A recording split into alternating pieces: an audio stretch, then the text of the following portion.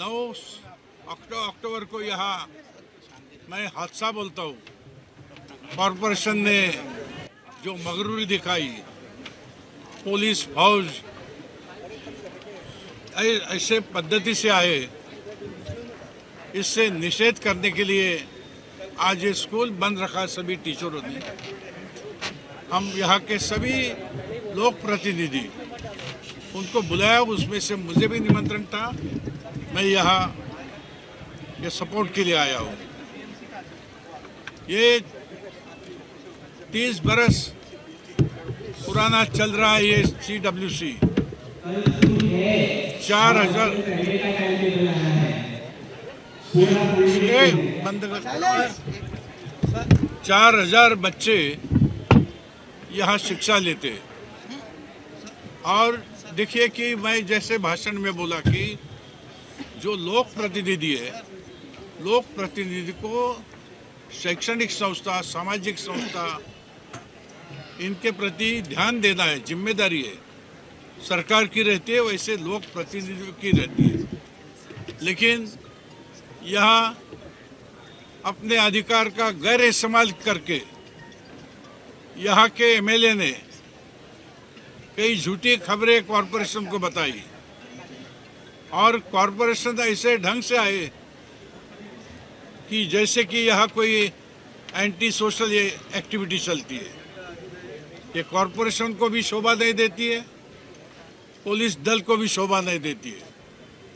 अगर कॉरपोरेशन को इतनी हिम्मत है, पुलिस को इतनी हिम्मत है, तो असामाजिक तत्व और अनऑथराइज्ड स्ट्रक्चर और अनऑथराइज्ड एक्टिविटी इस क्षेत्र में चलते पूरे मुंबई में, उसको रोकने का काम करे। इतना अधिकार जो आपके पास है तो उसका सही इस्तेमाल कीजिए, ताकि CW जैसी बहुत अच्छी संस्था 4000 विद्यार्थियों को शिक्षा देने का काम गए 30 बरस करती है।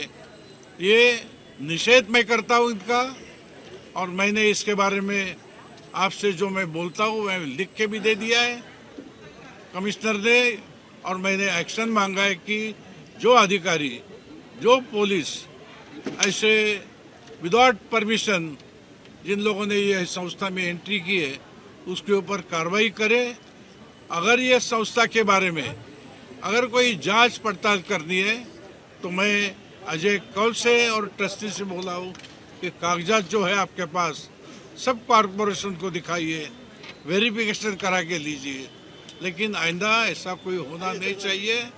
ये बात मी पण बघितलं की आमचे जे खासदार आहेत गजानन कीर्तीकर साहेब यांनी खरं तर अलायन्सचा धर्म मोडायला नको होता, परंतु त्यांनी त्यांच्या व्यासपीठावरती जाऊन माझ्यावरती टीका टिप्पणी केली आणि अशी तक्रार करणं शोभा देत नाही वगैरे असे बरंच त्यांनी असभ्य भाषेमध्ये ते बोलले.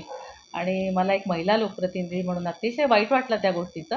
कारण त्यांनी सगळी छाननी तर होऊ द्यायची होती, क्लीन चिट मिळू तर द्यायची होती. त्याआधीच त्यांनी त्यांच्या व्यासपीठावर जाऊन तुम्ही तक्रार का केली? मी तर लहान मुलांच्या मोफत शिक्षणासाठी आवाज उठवते आहे. मी त्या व्हायोलेशन झालं त्या संदर्भाने BMCनी लक्ष द्यावं म्हणून बोलते आहे. आणि शिवाय त्या ठिकाणी जे काही सिक्युरिटीचा विषय आहे, उद्या आग वगैरे लागली, काही झालं, तर तो महत्त्वाचा नाही आहे का माझ्या विधानसभेतला? तर मी जर त्या विषयावर बोलत असेन तर मी सत्याच्या बरोबर आहे. तुम्ही कुणासोबत आहात ते तुम्ही सांगावं. त्यांनी दुसऱ्या शाळेला त्या ठिकाणी घेत आहेत ते, परंतु त्या शाळेविषयी मी काही माहिती काढलेली नाही. यांच्याकडे 3 लीजवरती त्यांनी जमिनी घेतलेल्या आहेत. हे कागदोपत्री RTIची कागदपत्रं आहेत, ज्या माझ्याकडे मी तक्रार आली आणि त्यानुसारच पुढच्या गोष्टी होणार आहेत. त्यामुळे त्या ज्या गोष्टी आहेत त्या त्यांनी BMCला दाखवाव्यात आणि जर त्यांचं व्यवस्थित असेल तर त्यांनी करून घ्यावं. हे ऐकून खरं तर मला हसायला येतंय. त्यांनी अवश्य उभं राहावं. स्वागत आहे त्यांचं. राजकारणात कोणी येऊन उभं राहू शकतं, त्याच्याबद्दल काहीच नाही आहे. म्हणून काय तुम्ही कायद्यासमोर सगळे समान असतात. तुम्ही जर का कायदा तोडला असेल तर तुम्हाला कायद्याने त्या कारवाईला तर समोर जावं लागेल ना. ही कारणं देऊन कसं चालेल बरं? माझ्याकडे एक तक्रार आली की माझ्याच विधानसभा क्षेत्रातली होती. BMCच्या 2 जमिनी आणि मालाडची 1 जमीन अशी CWC जी संस्था आहे, चिल्ड्रन वेलफेअर सेंटर, त्यांना ₹1 वार्षिक अशी ती भाड्याने देण्यात आली होती लीजवरती. आणि त्याच्यावरती त्यांनी ज्या काही त्यांचा शाळेचा किंवा इतर कारभार चालू आहे, त्याच्यामध्ये काही टर्म्स अँड कंडिशन्स त्या ठिकाणी होत्या आणि RTIच्या सगळ्या माहितीनुसार त्या टर्म्स अँड कंडिशन्सचं त्यांनी व्हायोलेशन केल्याचं समोर आलं. म्हणजे त्यामध्ये त्यांनी असं केलेलं आहे, की त्यांना 30% गरीब मुलांना मोफत शिक्षण देणं गरजेचं आहे, त्याचं व्हायोलेशन दिसतंय. नंतर त्या ठिकाणी त्यांनी दुसऱ्या संस्थांना चालवायला दिलेलं दिसतंय, ऑर्चिड आणि फेरीलँड स्कूल.